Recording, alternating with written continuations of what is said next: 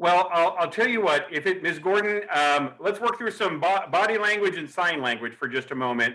Would you be okay if I started with our little bit of the topics as Dawn continues to work on the microphone? Can we just start, and that way we have some of this information? Wonderful. Okay. And if you need me, just wave your hands and stop, or we'll try to work that out. Also, feel free to use the chat version if that would be helpful to you. So I do want to thank Ms. Gordon, who is our resident council president over there at Assisted Living.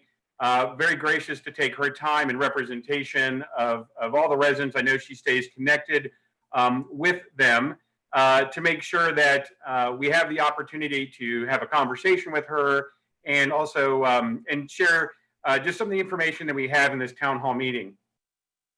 Many of you, and we want to thank you for taking the time to conduct, we conducted, but for you to take the town hall survey that was sent out to you a little over a month ago. And while we have remained in communication with you all throughout this very difficult, very challenging time to our community, we felt it was important to help formalize some of the issues and concerns that you had brought to us. And we were very pleased to receive comments and questions and concerns, praises for one another, and praises for staff. And so we wanted to share with you the results of that survey and spend some time talking with you a little bit about what came from those results and just some specific questions. And if we're able to get the microphone back up and working over there, I know there might be a few other questions that we don't cover that we'll be able to share with Ms. Gordon. What I do want to say is a lot of information. Wow. We can check.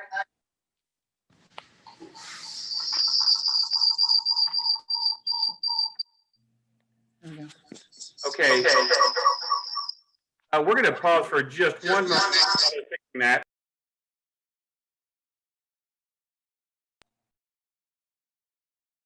Okay, we've looks like we've got Ms. Gordon. Can you hear us?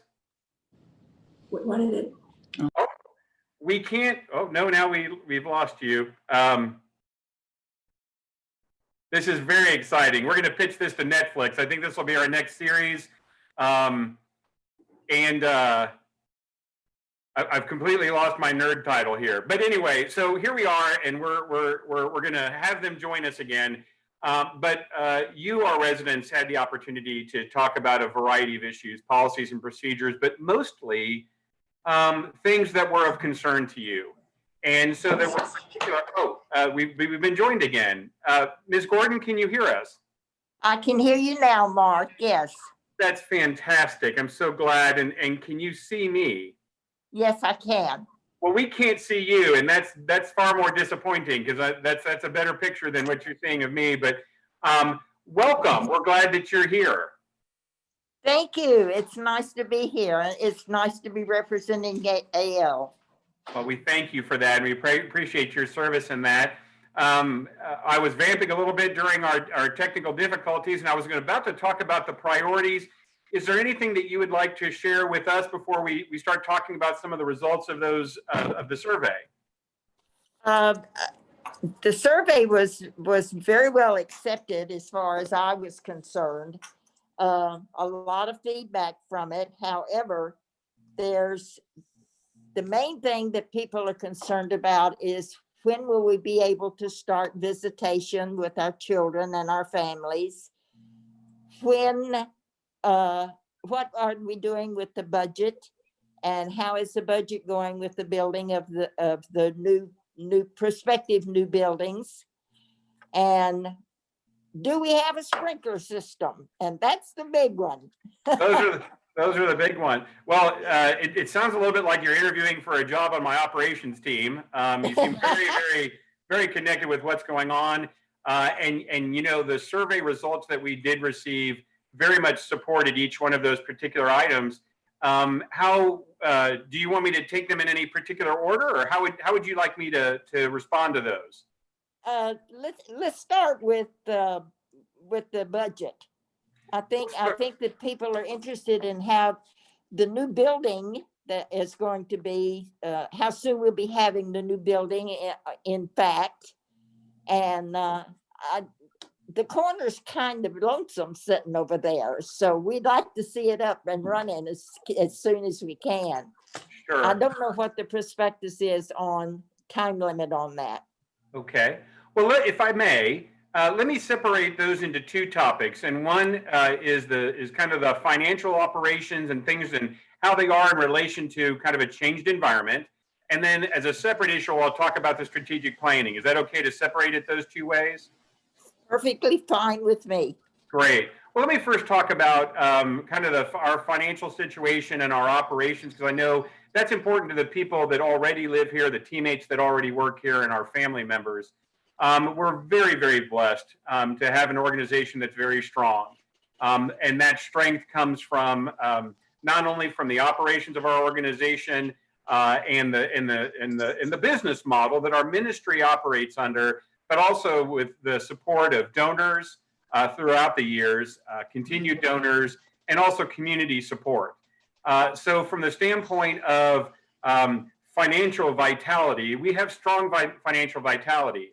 And we have ways of measuring that, but one of the biggest ones is how we communicate with those who are the financing institutions such as Ziegler, those who hold some of our bond services, and we actually meet with them routinely to talk about our operations, admissions, prospective admissions, and then how we're handling things much like COVID-19, which has been increased expense. And again, because of the efforts of a number of the teammates that are in front of you, but all of our teammates throughout the organization, they continue to be good stewards of our resources. Now, I will share with you that there are some things that we have been working on for quite a few years to help continue down that pathway. One of those was combining the populations of our residents from the Wesleyan at Scenic, our older nursing facility that had been around for about 43 years, into the new building that we acquired right there on Williams Drive, the Wesleyan Skilled Nursing and Rehabilitation. And we actually are ahead of the game. That work was going to be done in the fourth quarter, and actually that was completed mid-August. And so why is that important to our financials? Well, that is a 40-plus-year-old building with all of the resources that would need to go to continue that operation, and then also the cost associated with running two different licensed nursing facilities. And so that has come with a significant reduction in expense, which helps us in the circumstance that we're in. We're very fortunate that many of our residents who reside here have done a very good job in planning financially. And then, of course, the continuance of the benevolent support for those who need support has been very strong, and we're continuing to provide the resources that have been put aside for those recipients. So we've taken on additional expenses in COVID-19. It's a significant amount of expense, but people like Bethany, our Chief Operating Officer, and Kelly, our Chief Compliance Officer, they have been planning for years for infection control practices and emergencies just like this. And so in addition to the fact that we already had supplies online, they worked in concert with our procurement officer, Yusara Mushtaq, on purchasing ahead of time to make sure we had supplies available and getting the best prices through our group purchasing organizations.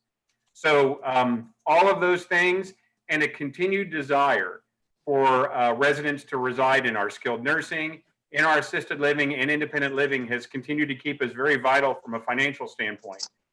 That's a very high level kind of engagement about our financials. We continue to make course corrections as any good business would during times like this. And, nothing that would be alarming, nothing that is out of alignment with the strategic plan and the growth that the operations team has talked about with our board of directors and staying in communication with them. But we've been very, very fortunate that during this time, the community of Georgetown and surrounding areas have still needed the services of the Wesleyan. And so that's helped us maintain that vitality. So that's kind of a general approach. Any questions with regards to that, with regards to our expenses or financial situation?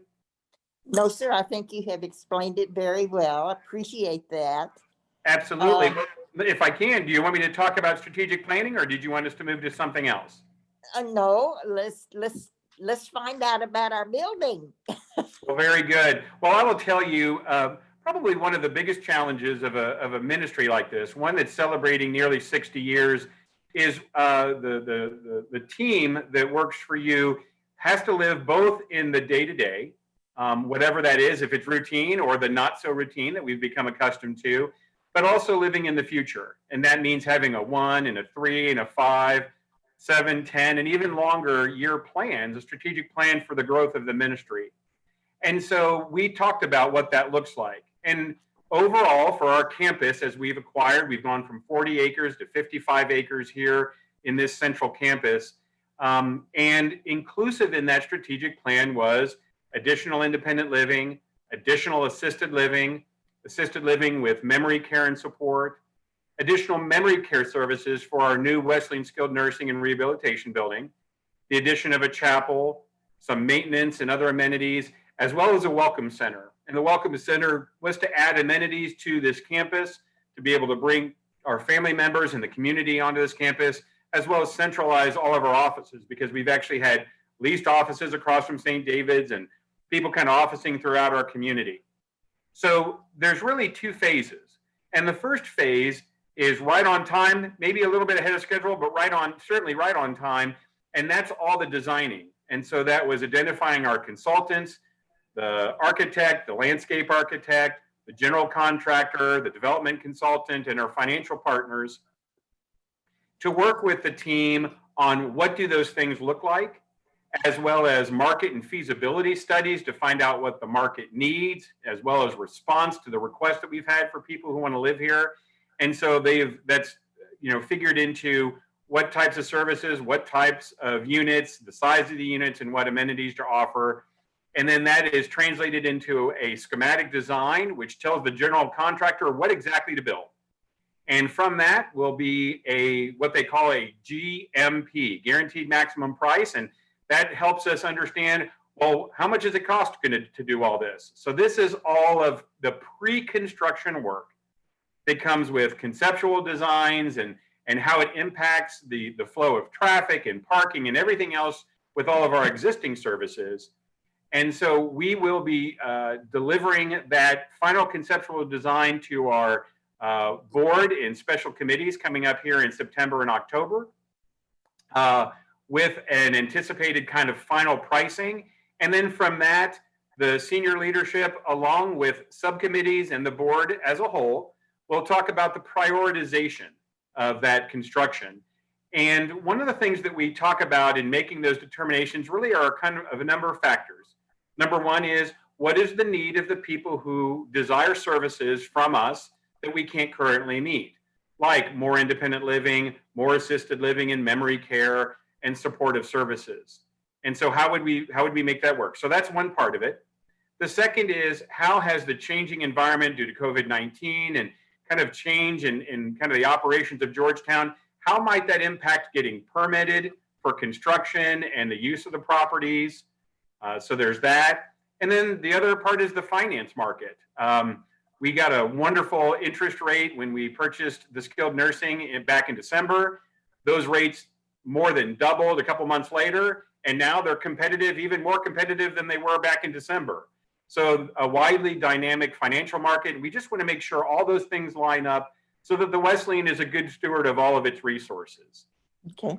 Alongside some of that, and then I'll kind of finalize my comments to say, there are some things that are already taking place, and that's conversation with the city.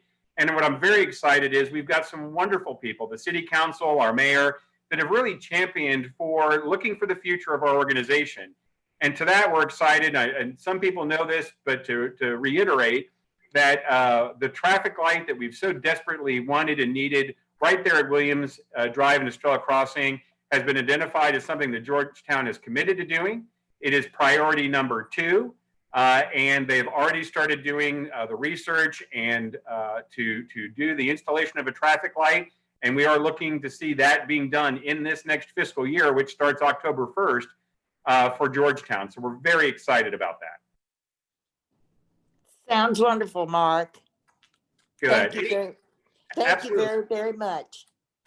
I know there's more to come, and we would like to have pictures and share that with you. And once all the designs are finalized, we'll be sharing those with you. Oh, great. That really sounds good. I'd be Good. glad to, I will be happy to tell the residents about some of the plans, not all of them, some of them. Great. Have we heard anything at all about visitation rights? So COVID-19 obviously is it really permeates to everything that we do right now. Not that our whole life is about COVID-19, but it certainly impacts that. Yes. And again, the team that's in front of you and many more people behind them, we're not just dealing with one group like Williamson County and Cities Health District, but we're also dealing with DSHS, the Department of State Health Services, and Health and Human Services Commission, as well as federal and other state agencies.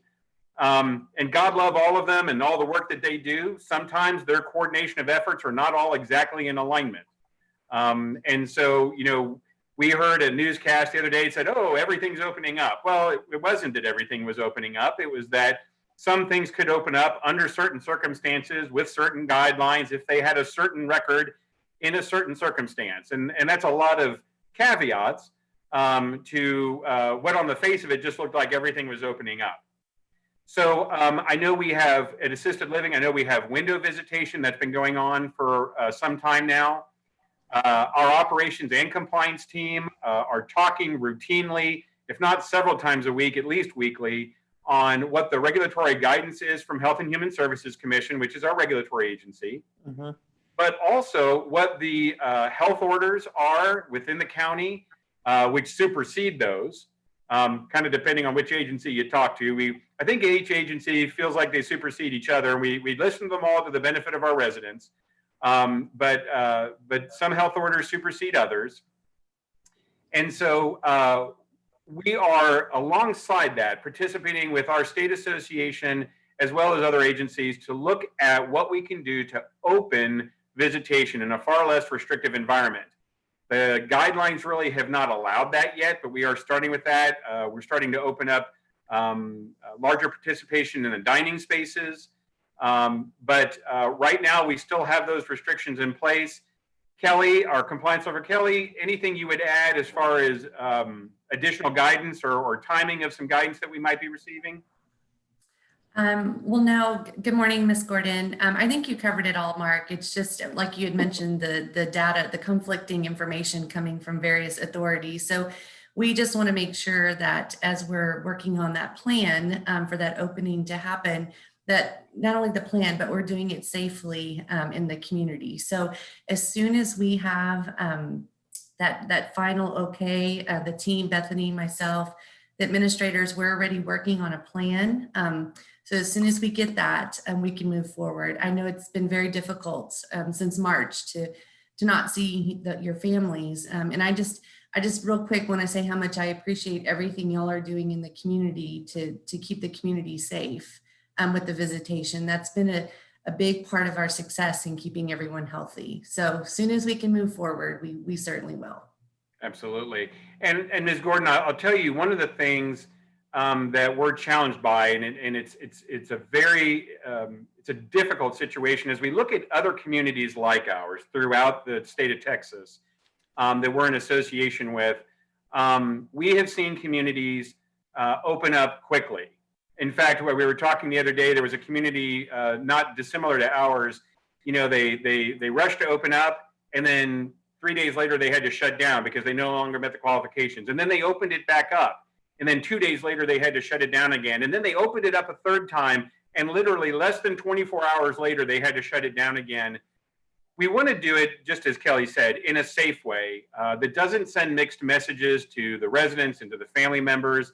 And that kind of yo-yoing back and forth, while we understand and recognize the enthusiasm to do so, the confusion it creates. And unfortunately, in those cases, when they opened it up, then a case happened and then it spread, and they had an even longer time than having to deal with multiple cases. I am very, very proud of our team, the policies and procedures that they have enacted and continue to support. We have had one positive resident case that was at our skilled nursing facility. No positive cases in our assisted living or IL. We have had, I believe, 5 teammates and a contractor that were positive for COVID-19. But the team, our residents, our family members, this community's collaborative effort has kept us in single digits when communities and facilities nearby are high double digits and triple digits. And so we want to be, we recognize the desire to bring people together, but we also, again, to reiterate, want to do it in a safe way so that the sooner we can get out of that trend, the sooner we can open up for good and not go back and forth. Does that make sense? Even though that's not what we necessarily want to hear, does that make sense? Very good sense. And I want to be the first to say thank you very much for the care that we have been given. And even though some of the rules have been hard to follow, it's been for our own benefit, and we appreciate you all, everyone in the whole system, for taking good care of us here in AL. We have none in our facility, and it's been great to be able to say that. We've been bragging about that. So Right. Well, that's very kind of you. And the fact of the matter is, although I have teammates here who are very instrumental in that, that really is, the success of that comes from not only the teammates, but our residents who have given up what they have, and our family members who have given up what they have. It has been a tremendous sacrifice, and we know that. And we're working towards it. We pray a little bit and we knock on wood because pandemics have an inevitability to it, and so we've been very, very blessed from a lot of efforts. So, but even if it were to occur again in our communities, we have great systems in place and the resources to manage it well. So we also want people to know that if it does come in, then we can take care of it and do it well and come through it, just like we did at the Wesleyan Skilled Nursing. good. I'm glad to hear that. As far as the other things, can I say a thank you? Absolutely. We got our roof repaired after the hail damage, and it has been great.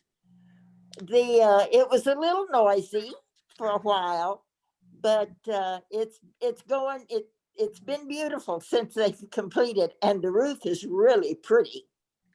You I'm need so to drive. glad. You need to drive by and look at it. I drive by it every day. I know that they were working very hard. Whoever comes up with a design for a silent installed roofing process, they will make millions. Yes, a necessary inconvenience, but I'm glad for that. And I know they worked very hard, and how they tarped different areas up, and how even those contractors came in and very much respected the need for distancing. So I'm glad that's come about. Thank you. It really was noisy for a while, but now it's just great. And we've all have agreed the color is beautiful. We really like, roofs make a difference. They do. And if you're not on the ground, at least you're in the air looking at them, and some of them are really sparkling. That's right. That's right. We've hit on a number of different issues, and certainly the time remaining, I think, Georgiana, just to check in, maybe 3 to 5 minutes of what we've got remaining. What other questions can we answer for you? Oh, you've pretty much answered the main questions that we had here at AL. You've done COVID. You've talked to us about COVID. You've talked to us about the budget, and you've talked to us about future plans for our facility. I don't want to forget the fact that you mentioned sprinklers, and although I'm not a sprinkler expert, Bethany, our COO, is, but I know we've got a couple of minutes. They have found leakages, and they found some disrepair that they're working on. Doesn't make it, the landscaping is challenging with regards to just, obviously the drought and water maintenance and things throughout Georgetown. Those are kind of the cyclical things that we work through. We have switched our landscaping group to come in. We're also going to see, excuse me, some modifications. We've done cut-ins to the curb so that we can add some additional temporary parking right now. We do, and I don't think I talked about this in our strategic planning, one of the things that I know is very much needed for all of our community is more parking, and that is a part of our strategic plan, so that's greater accessibility for the residents, for our family members, for the many visitors and guests that come to our campus and that will return to our campus. We want to make sure that parking is available.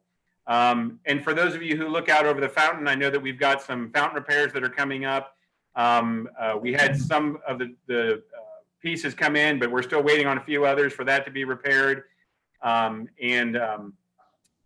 also want to say that, you know, there are a lot of efforts of our residents and family members to share comments and questions, but also compliments. And so we're sharing those questions with our administrator and her leadership team to kind of get a little bit deeper into the weeds on some of those particular items.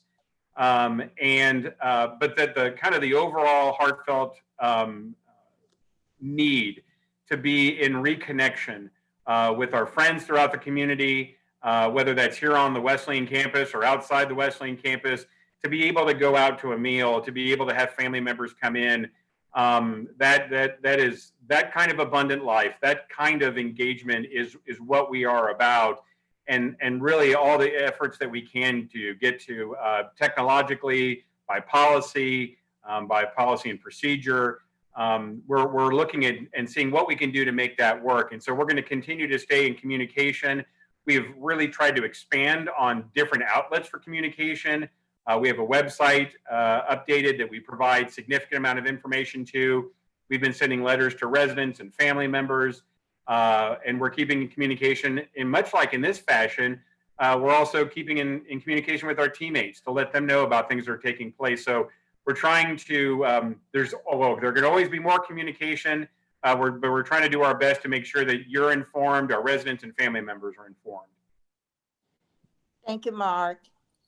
That's good information, because first impressions are lasting impressions. And right now we're not giving too good of impression on the first visit. So because our sprinkler system has been down. So I'm glad to hear we're getting it fixed.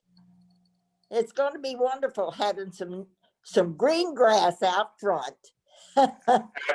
Absolutely. The sprinkler system nearly beat out COVID-19 as a priority topic item. So yes, we did. All credit due where it is. So, well, Ms. Gordon, you've been very kind. I know others will join us, and we'll see some responses back. I appreciate you representing the residents and sharing some of those concerns. Any parting comments for us? Just keep up the good work, kids. You're doing a great job. Well, I love you even more for the fact that you called us kids. That youthful exuberance is helpful. I do want to say I appreciate your thanks, but I want you to know that this is not me. This is the staff that you see in front of you. These are the staff that you see every day. It's the dishwashers and the housekeepers and the lawn care people and the maintenance and our aides and our nurses and so many people that make this work. And so we will make sure that we take those thanks along with concerns and the constructive criticism to all the people and make sure that they know that they're valued. So thank you for your time. Thank you. Absolutely. All right, everyone. Thank you very much. Have a good day.